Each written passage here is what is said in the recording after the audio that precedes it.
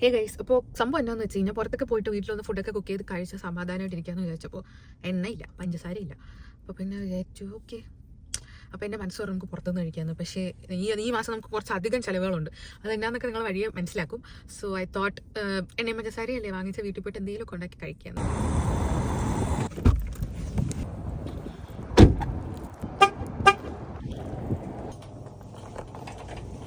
എണ്ണയും പഞ്ചസാര മാത്രം വാങ്ങിക്കാമെന്ന് ഞാനാണ്, അത് ഒഴിച്ച് ബാക്കി എല്ലാം വാങ്ങിച്ചിട്ടുണ്ട്. Okay guys, the thing is ഞങ്ങൾക്ക് നാളെ ഇവിടെ റൂമിൻ്റെ ക്ലെൻനേഴ്സ് ചെക്കപ്പ് ഒക്കെയാണ്. റൂമിപ്പോൾ കിടക്കുന്നത് കണ്ടു കഴിഞ്ഞാൽ പിന്നെ അവരടിച്ചു തരും ഫൈന് 8. സോ നമുക്ക് നോക്കാം എത്ര പെട്ടെന്ന് എല്ലാം കഴിഞ്ഞ് സെറ്റാകാൻ നോക്കാം.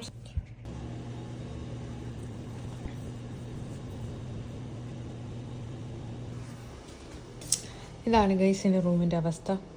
അപ്പോൾ ഇത് നമുക്ക് ടക്കനെ ശരിയാക്കാം. ഓക്കെ, സെറ്റാക്കി ഗൈസ്, സെറ്റാക്കി. Okay guys, don't judge me for having in this പാത്രം, ബിക്കോസ് ഇതിൽ കഴിച്ച് കഴിഞ്ഞാൽ ഇത് മാത്രം കഴുകിയാൽ മതി. വേറെ ബൗളാക്കി കഴിഞ്ഞാൽ അതും കഴുകണം ഇതും കഴുകണം. ഇവിടെ നമുക്ക് അമ്മയൊന്നുമില്ല കഴിയത്തില്ല, നമ്മൾ തന്നെ കഴുകണം. സോ എന്തുകൊണ്ടും ഇതാണ് ഗൈസ് കൺവീനിയൻറ്റ്.